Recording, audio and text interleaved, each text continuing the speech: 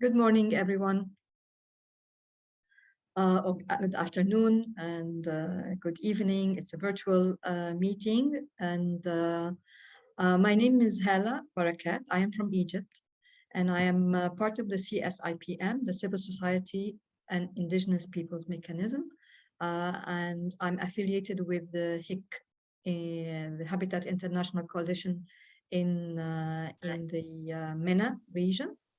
I'm also a member of the coordinating committee of the CSIPM for the urban food insecure, and I'm very happy today to be facilitating this public briefing. Before we start, I would like to just make some technical reminders. So for the audio, we usually recommend that you use the headphones if you have one, and also to speak slowly during their interventions, and I would also like to tell everyone that this meeting is going to be recorded and is going to be made available on our website. So without further ado, I'd like to start this public briefing. I would like to start by introducing our working group. Our working group is currently named Women and Gender Diversities Working Group, and this is a working group that from the name, of course, obviously is concerned with the issues related to women, but not only to women. So it's a working group within the CSIPM space, and it's for policy articulation and convergence of women, but also for LGBTQI movements and organizations. It is a space to build and strengthen at a global level the autonomy and self-determination of women and LGBTQ individuals, to deconstruct the patriarchal narrative that considers them as mere victims and not agents of change, and to operate a radical transformation of our food systems. It is also a space to exchange demands, visions, struggles, expectations, and ambitions to build convergence towards the CFS policy processes and the CSIPM initiatives. The working group is a safe space. It's open to all women, men, non-binary gender identities. The working group is currently leading the CSIPM engagement towards the policy process in the UN Committee on World Food Security. What concerns really here is the guidelines on gender equality and women and girls empowerment in the context of the food security and nutrition. These guidelines are expected to be finalized by October 2022. So in this context, we are today having our public briefing. Maybe I would like to give a short comment on the name. Our name has changed. So when you go to the website, it's still called the Women's Working Group. But we have actually recently changed our name into Women and Gender Diversities Working Group. The idea behind this is that we wanted to make this working group more inclusive. It also in this way reflects the members' experiences and needs. So has been proposed to modify the name and to also feature the word gender within the title of our working group, more so because gender features in the current CFS guidelines, which are under negotiations, and this working group is actually actively involved in the process. The term gender is also accepted by several existing UN documents and policies. So we're opening up the denomination of the working group to existing diversities in gender and sexual orientations. This also aligns with the human rights approach.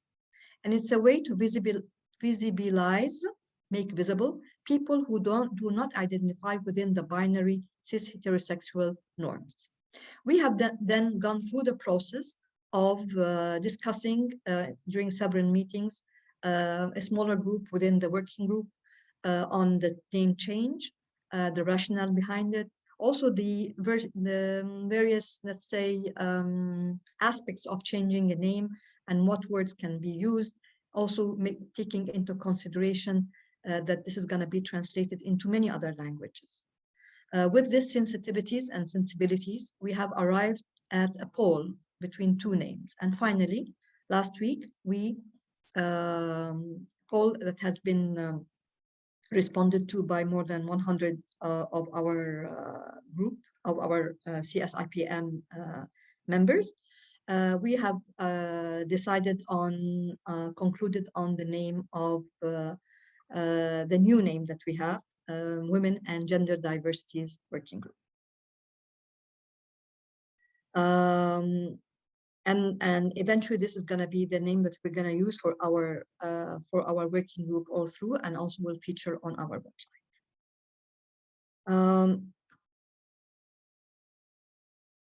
And now we come to what we're doing today.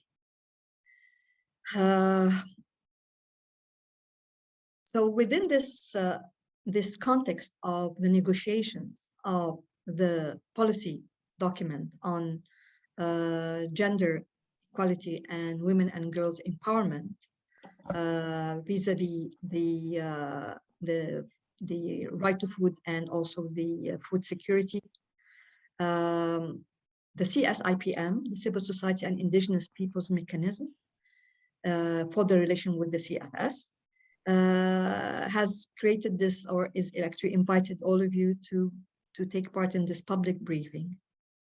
This public briefing will have speakers from various walks of from our mechanism, from peasants and from small-scale food producers organizations, also indigenous people and other constituencies. They are all mobilized for the gender equality and women's and girls empowerment. They will present their main expectations and proposals for the upcoming negotiations. This briefing is also to share our priorities and the key messages for the upcoming negotiations. With this introduction, I would like to start calling upon the speakers. We have 5 speakers today, and we hope at the end that we will have some time for questions. So we'll keep the questions until the end of this meeting, of this briefing, and we start without further ado. I would like to call upon Glorene. Glorene Das is a co-coordinator for the Women and Gender Diversities Working Group, and she is presents the Asian Rural Women Coalition from Malaysia. Glorene, the floor is yours. Thank you, Hala. Thank you for the great overview and the background of our group and the name that we are being called today. Good morning, everyone. Thank you for being present virtually in this public briefing. My name is Glorene Das. I am currently the Executive Director of Tanagonita, which means Women's Force. Women's Force, a local NGO in Malaysia that works with migrants, refugees, victims of human trafficking, asylum seekers, and displaced people. Tanagonita is a member of the Asian Rural Women's Coalition, which is a part of the CSIPM. Currently, as Hala mentioned earlier, I am one of the coordinators of the Women and Gender Diversity Working Group of the CSIPM. Just like my organization, there are many grassroots organizations, women's organizations from different constituencies and different regions that participate in this working group. For example, like the peasants organizations, the landless people, fisher folks organization, youth, and many others. Now, as a representative of a grassroots organization in Malaysia who works with migrants, refugees, victims of human trafficking, and displaced women, we encountered in the past and continue to encounter thousands of cases of women and girls who face situation of sexual gender-based violence and discrimination daily in their lives. The top abuses committed by the perpetrators, like the employers, the recruiting agents, sometimes the state itself, ranges from physical abuse, psychological abuse, economical abuse. But what we have seen over the years is also the emerging abuse, such as food deprivation in the course of work at workplace. There's also forced confinement in the workplace, non-payment of wages, and excessively long working hours with no proper food, with no proper rest. Let me share with you a quote from an Indonesian domestic worker whom we just rescued a couple of months ago and currently a resident in our shelter. She told us in a statement, "Ma'am, my majikan," that means my employer, only gives me instant noodles 3 meals a day. Sometimes she gives me rice with noodles or bread. When I beg her for more, she gives me no food. She said that I should be thankful that I am getting any food at all. I never got any vegetables, fruit, or meat in the past 2 years I worked there. There were times when she was not happy with my work, or if I asked for more food, she would punish me by not giving food at all. I have lost so much weight since working as a domestic worker in Malaysia. Suri, not her real name, was hospitalized upon rescue last year for severe weight loss. In fact, in 1 year, she lost 20 kg and had stopped menstruating. Friends, this is just one domestic worker in Malaysia, and we have at least 67 million domestic workers worldwide, and many of them are in the same situation. And this does not even include the child domestic worker. When the pandemic started in the region, in particularly in Malaysia, the communities of refugees and asylum seekers were more afraid of starvation than the virus itself. Many of them faced severe violence by the family members, in particularly the male members of the family, due to lockdowns, restrictions of movement, no employment, and no food. These were the times when we also saw obvious discrimination, clear discrimination against these communities at margin, where support and aid policies were not inclusive in nature, but rather exclusive for the citizens, even when they had their basic necessities met. Now, in this CFS gender process, through these negotiations and guidelines, we at the grassroots level and also at the CSIPM are able to see opportunities to address gender-based and sexual violence, but the communities at margins are by setting in place principles and policy guidance, not only at the global level, but also at the regional and national level, but most so at the grassroots level, that leads to strengthening and improving current interventions and services, as well as developing strong legal mechanism. We also foresee these guidelines as a tool to develop good monitoring mechanism, referral mechanism, not just by an organization like us, but also with those who are directly affected, being able to refer the cases to relevant bodies and agencies. There are also recommendations in the guidelines regarding women's organizations and movements, essential towards advancing human rights, women's rights in policy making and legal framework, which is crucial to creating a safe space for these communities at margin to collectively reach their full potential. For every human being has the right to live freely from all forms of violence and discrimination. As such, we call for a world free from gender-based and sexual violence and discrimination of any kind. After the experience from COVID-19 crisis, the time is now to put in place clear public policies, instruments, and frameworks against structured violence created by the current economic systems, by war, by conflict, occupation, and the current climate crisis as well, which needs to ensure that the right to food for these communities are secured, for they are severely affected. Thank you so much for this opportunity. Back to you, Hala.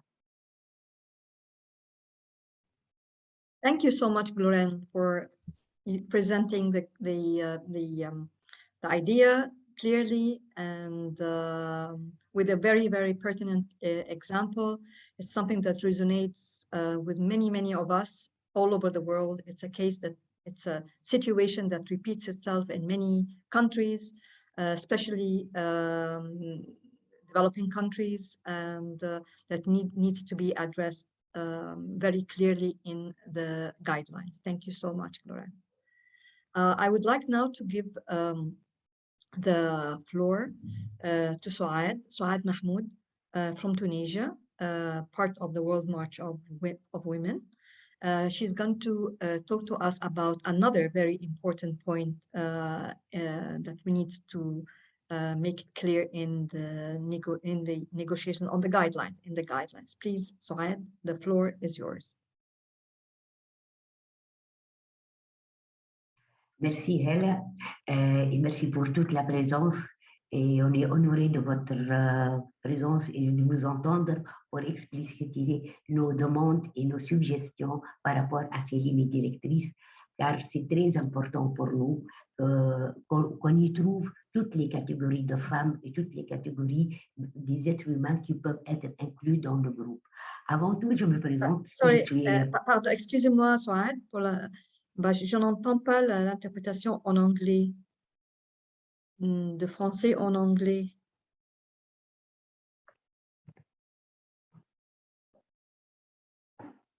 Julie, I pense.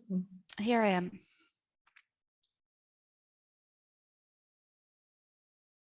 So English is here. Oh, English is here. And okay.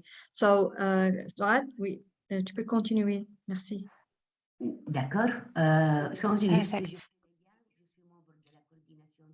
So I'm a member of the coordination of the Women's World March that works in Tunisia. We have a lot of feminist associations, human rights and agriculture, as well as many other activities at the coordination. We work with the Democrat Women's Association in Tunisia, and we work against the patriarchal system, discrimination against sex, and all kinds and forms of violence against women. We also want Tunisia to respect liberty, freedom, democracy, and social justice. We are preparing a document at the moment, and it can lead to some critical situations, so we are working on them. You can see that in the document.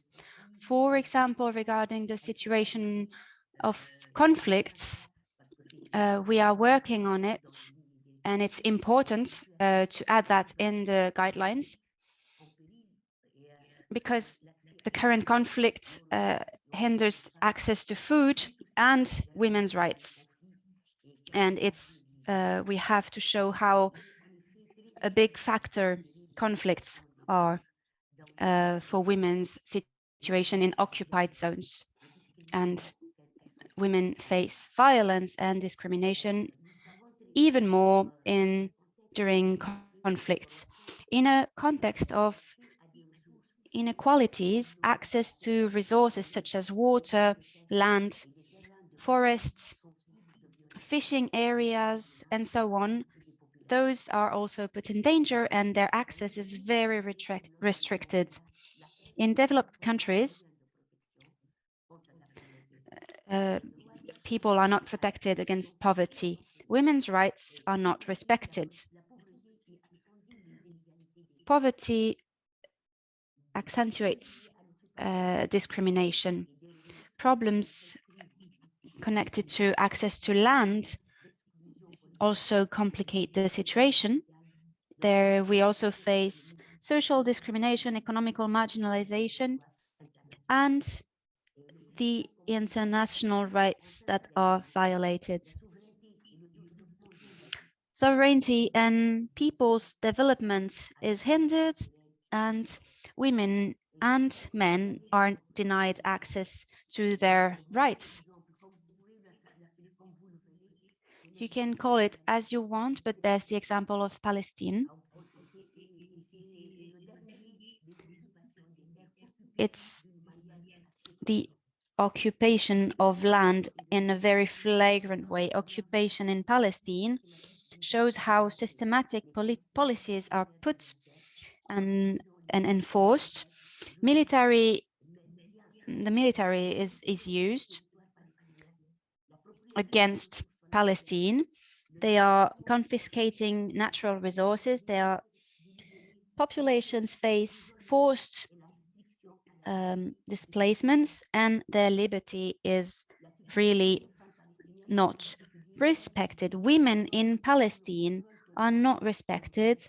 Those who live in the occupation face many problems because of that occupation. Most of those territories are for colonies, which raises the number of violations and attacks and doesn't enable them to have access to their source of income and a way of living. It's always women who face the biggest difficulties. They cannot access agricultural lands. A big percentage of women is highly affected by those situations. Women do their best to protect the land and from vandalism, and they have hardly access to natural products, and they face GMOs as well.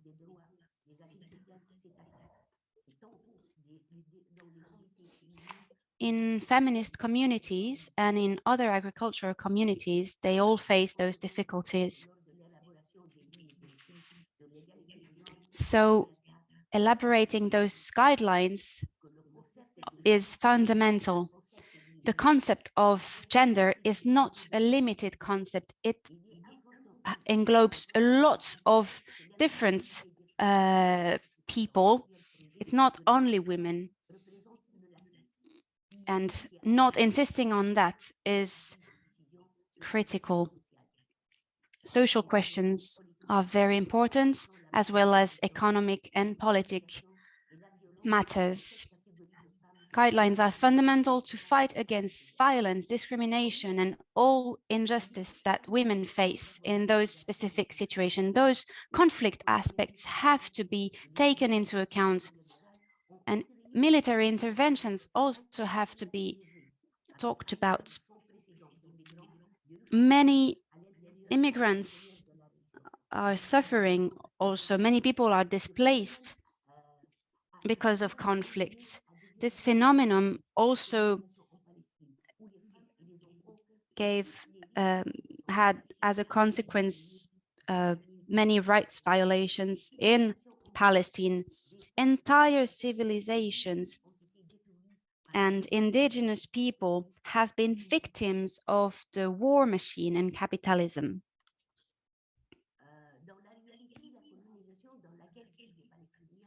In the situation in which Palestinians live, many farmers and agriculturists suffer from the occupation and do not have access to land and don't have their rights respected. They are very exposed, not protected. Agricultural lands in the Gaza Strip are also occupied, which means that the Palestinian people cannot have access to water or land and live properly. So that was an explanation of the occupation and how it affects the people and their rights.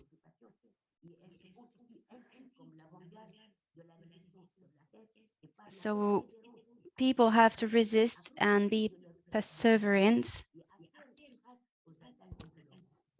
and have to face the colons' attacks. Women play a fundamental role in agriculture. Palestinian women continue their fight to get their lands back. And they try to get to food sovereignty, and they try to get back their access to land so that they can survive and live properly.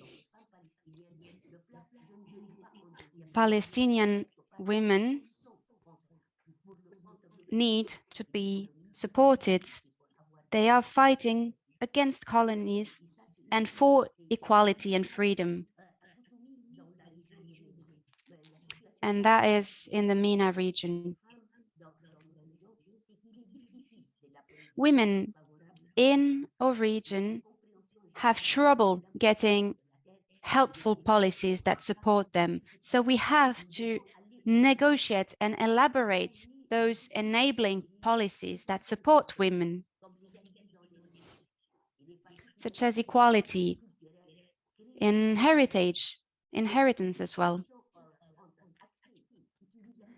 Distinction between access, use of resources is fundamental when we are elaborating those policies.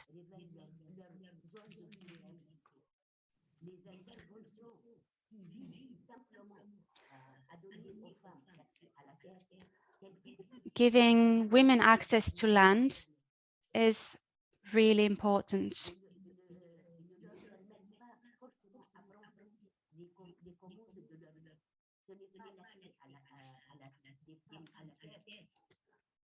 It's not women's access to land. Seulement, mais c'est le droit de produire. De nouveaux enjeux qui deviennent aussi un intérêt renouvelé pour la question des femmes et de la terre, la crise alimentaire, énergétique, accaparement des terres de la part des gouvernements étrangers et entités transnationales. Ce sont là quelques éléments Souad, excuse-moi, de montrer comment les femmes vivent dans des territoires occupés sous des régimes fonciers particuliers entravent le droit à l'alimentation ainsi que le rôle qu'ils jouent dans les systèmes alimentaires. Ok. Je veux me remercier infiniment et m'excuser pour le retard. D'accord. Merci, Souad. I'm sorry, but we had lost the interpretation at the end of your of Souad's intervention. I hope we have not lost it completely.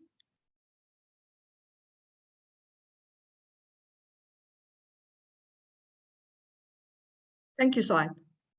So now we're going to move on to the next speaker. In fact, we have a video. The video is primarily addressing the importance of intersectionality.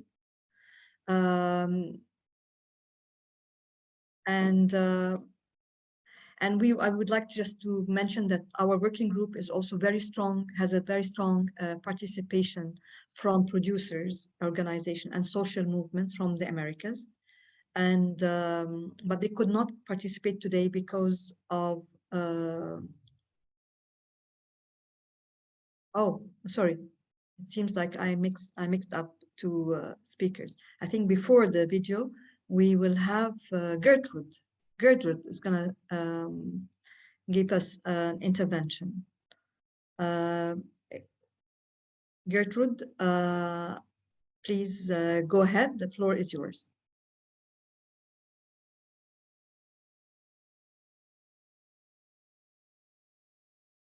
Muted. Okay, thank you very much. And I'm going to request, I'm going to request to allow me turn off the video because my internet is not very stable. And when the video is on, sometimes it gets disrupted. Thank you very much. Okay. Yeah, my presentation is locally based food systems and territorial markets, perspectives from the African region. We in the African region are generally pleased with inclusion of section 3.4 on women's economic empowerment in the context of sustainable food systems, given the big role that women play in food production. The need for women's economic empowerment in the context of sustainable food systems cannot be overemphasized. Marginalization of women regarding economic opportunities is rooted in legal inequalities together with discriminatory institutional frameworks, social norms, and cultural practices. But more recently, the neoliberal world order is another reason for women's economic disempowerment. In the current neoliberal world order, which puts profit over people and planet, creating unsustainable levels of consumption and production, degrading the environment, 90% of the world's population are impoverished, and the majority of these are women, and the remaining 10% are male-dominated multinational corporations, which have captured resources, including innovation, and have exacerbated women's impoverishment with severely limited endowments, such as assets and power, and limited agency, and leaves women socially excluded. To ensure women's economic empowerment, the governance of food systems should be human rights-based. That means locally based food systems should be participatory, accountable, and non-discriminatory.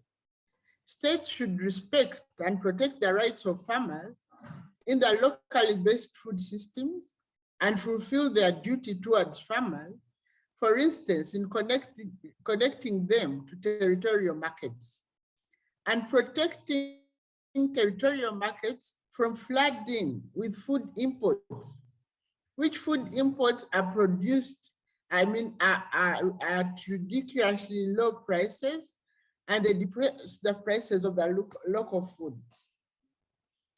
Food systems cannot continue to be reshaped to serve private profits, nor can they be reshaped focus on productivity alone.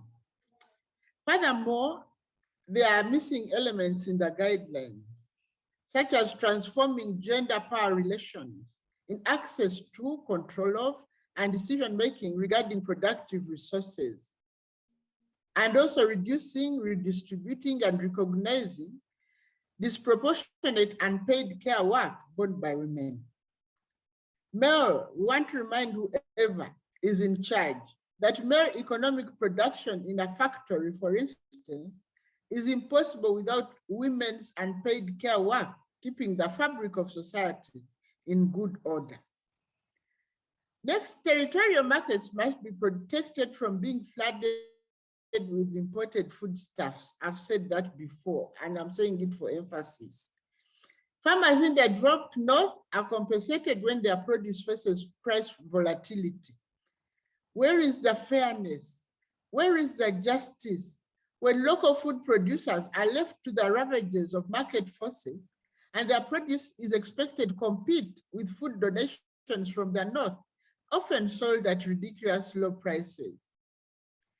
And also in the guidelines, there is a generalized investment in household technologies. The guidelines should highlight how targeted investment in drudgery saving appropriate technologies that are designed with the input of women and are under their control is crucial for locally based food systems. Alternative energy like solar light, for instance, could step up women's safety in the workplace. Clean water and energy, efficient cooking devices could alleviate the drudgery of domestic labor and free billions of women in the private sphere to engage in the entire value chain of food systems, including markets that would improve their bargaining power in the households. We recommend an intersectional approach. My colleague will be speaking on intersectionality. I won't go very far. To recognize the different identities and not focus, have a narrow focus on gender. Thank you very much for the opportunity. Thank you very much, Ruth, for making a very clearly the point and the importance of the locally based food systems and also territorial markets. And thank you very much for also keeping to the time. I will now move to the video. The video is a message from producers' organization and social movement in Brazil. So in our space, in the working group, we have a very strong participation from the Americas, but they could not participate with us today because of the time. So we wanted to bring their regional perspective and their realities with the video. The video message generally shows how racism is historically and negatively impacting the lives and the livelihood of racialized women who suffer from racism. It was prepared and sent to us by Vivian Mota from the Brazilian Association for Agroecology. We will have the interpretation in English and French on the Spanish video. Can we have it, please?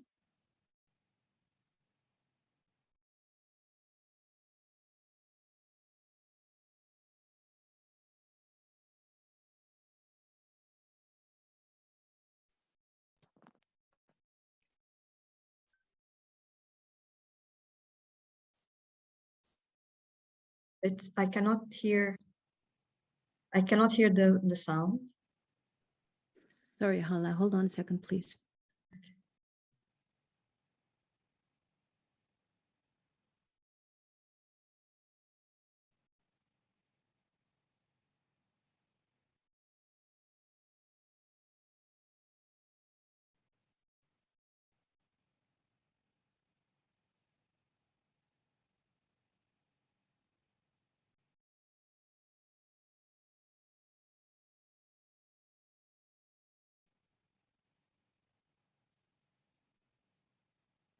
Hola, mi nombre es Vivian.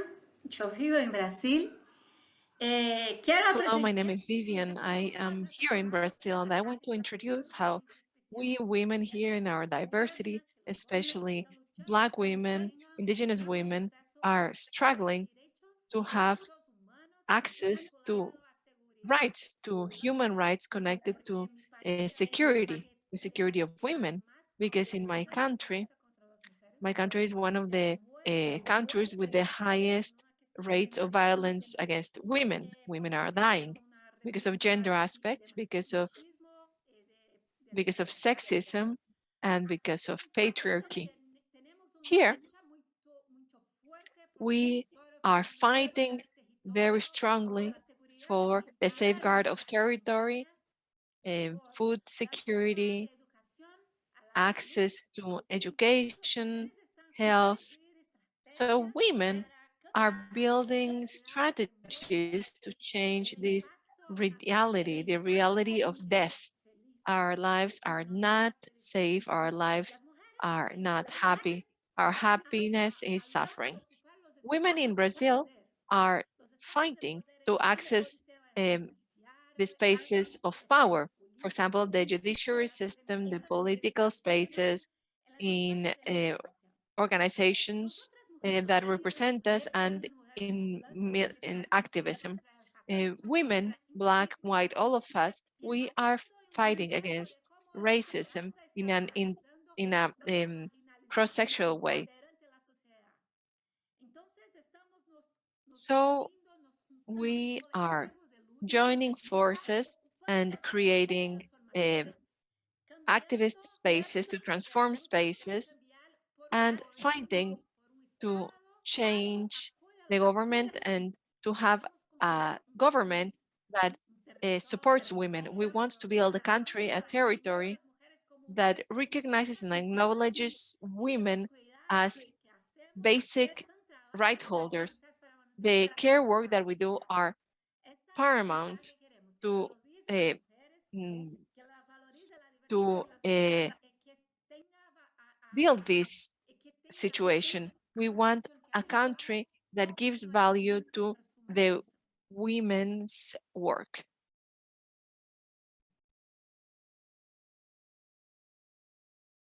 Thank you very, very much. This is a very, very interesting and important point that we needed to make clear as one of our priorities and our concerns. Now we have one more speaker, Paula from La Via Campesina, originally from Brazil, lives in Germany. She's going to speak to us about inclusion and explicit recognition of gender diversities. Paula, please, the floor is yours. Thank you, Hala. Yeah, as the other comrades here, I am an active member of the working group, the Women and Gender Diversity Working Group of the CSIPM. And I'm also a CC member of the CSIPM in representation of the smallholder farmers constituency, nominated by La Via Campesina, which is the largest global peasants movement. I am a Brazilian non-binary gender person who became a smallholder farmer in Germany. In my home country, in Brazil, I faced several discriminations in the past due to my gender, leading me to even migrate.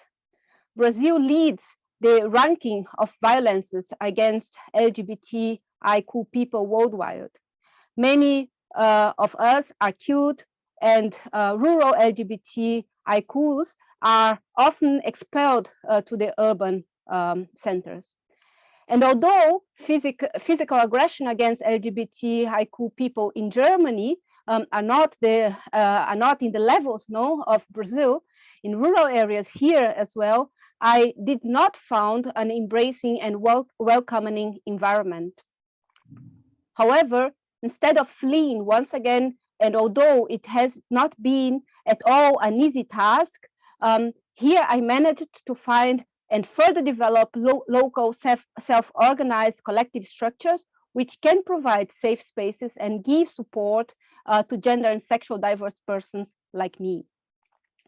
In La Via Campesina, there are processes since 2015 in different regions of the world around the visibility, the inclusion, and the strengthening of gender and sexual diverse peasants, landless people, migrant workers, and youth in rural areas and also in the agriculture context. We have come together to talk about the different layers of discriminations and violences that we face, and and which in many countries are not addressed by the current policies. We have been developing collective strategies to stand against it. And a very important understanding that we now have is that although we have indeed personal experiences of social, institutional, environmental discriminations, and also mental health, those are not individual and private issues at all, or not only individual and private issues. They are the result of social dynamics that need to be collective addressed and lead to public policies which are capable to address the human rights violences that we face. In a context of increasing inequalities globally, the body and sexual and gender identities are also targeted. The violence of human rights of women and also non-heteronormative people are perpetuated through misogynist, homophobic, and transphobic discourses, allied to extreme nationalist and xenophobia, cultural and race supremacy. Worldwide, LGBTIQ individuals remain often marginalized and have their political and civil rights denied, as well as their economic, social, and cultural rights. Structural discrimination leads many of us to live in a surrounding of social exclusion in which basic rights, such as the right to food, the right to housing, the right to life, are not guaranteed. So when it comes to agriculture itself, we can say that predefined gender roles and tasks according to one's biologic body constitution are also aspects to which rural LGBTIQ people around the globe are regularly confronted with. We are embedded in an activity in which roles and tasks are often based on a dichotomous division of society based on a binary gender model, and not fulfilling these norms having many times drastic consequences.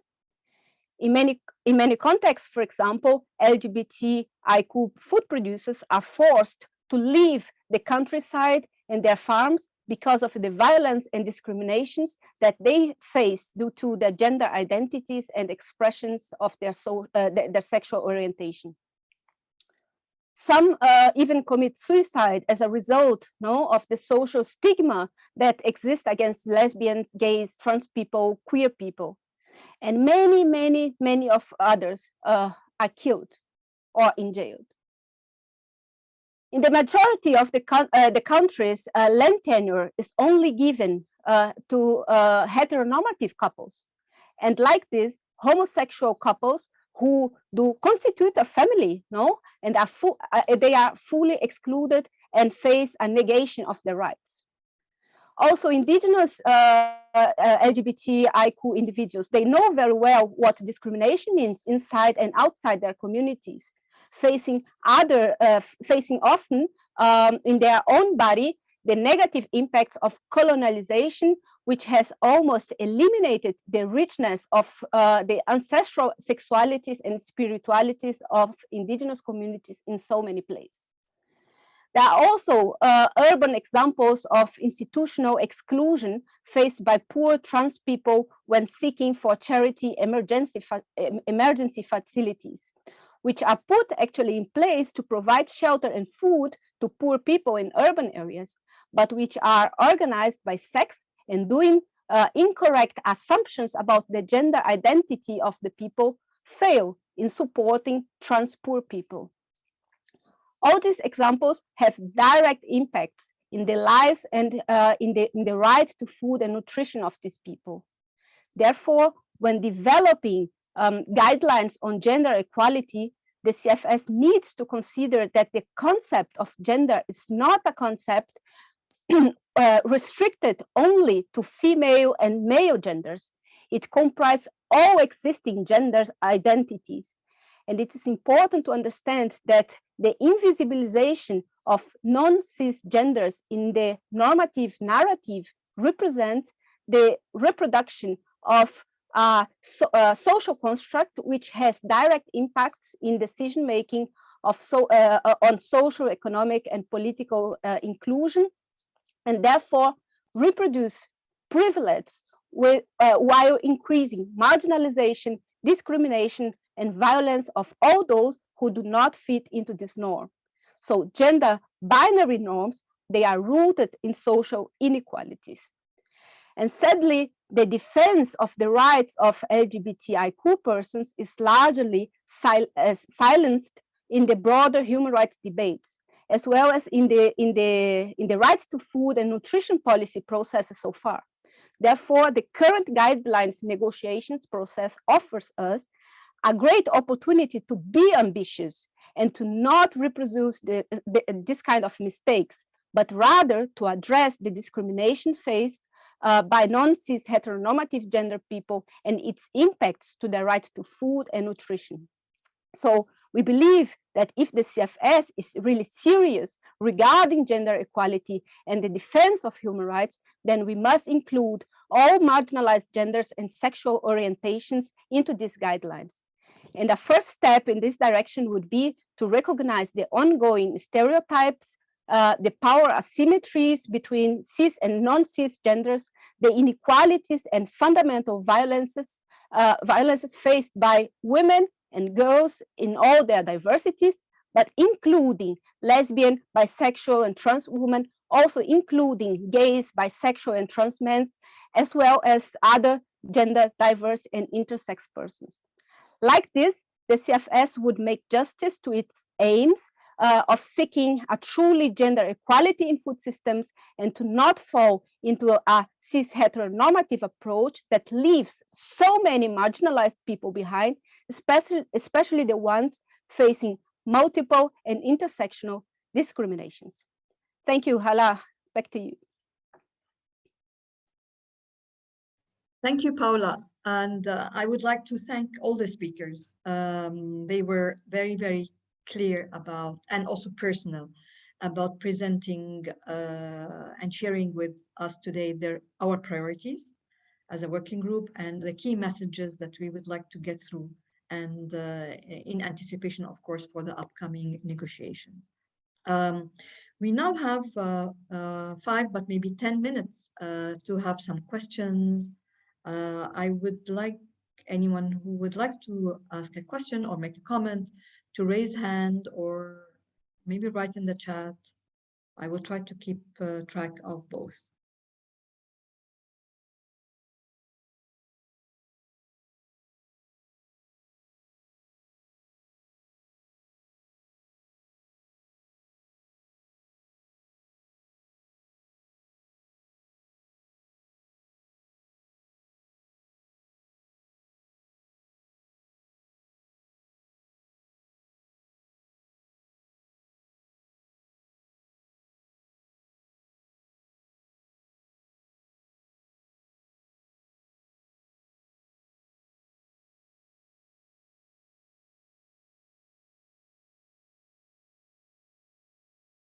I would also like to remind everyone again that we are recording this public briefing, and it will be available on our website. So again, to make sure that the key messages and the priorities are clear and could be accessed by everyone, and will help us during the next phase of the process and negotiations.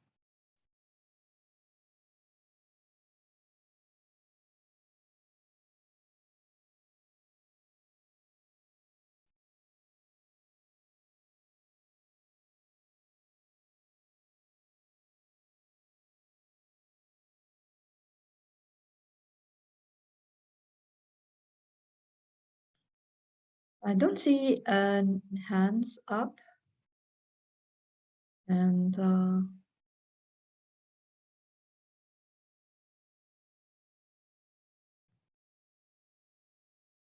And if we're all okay with it, maybe it's time to end our public briefing. And before we end it, I would really like to thank the speakers, the interpreters, and also the participants. Thank you for being with us today. I hope we got our message through and our priorities clear.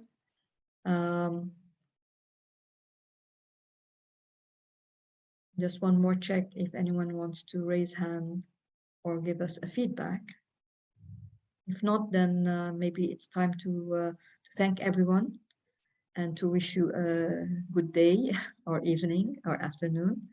And we look forward also to further participation and feedback. Thank you, everyone.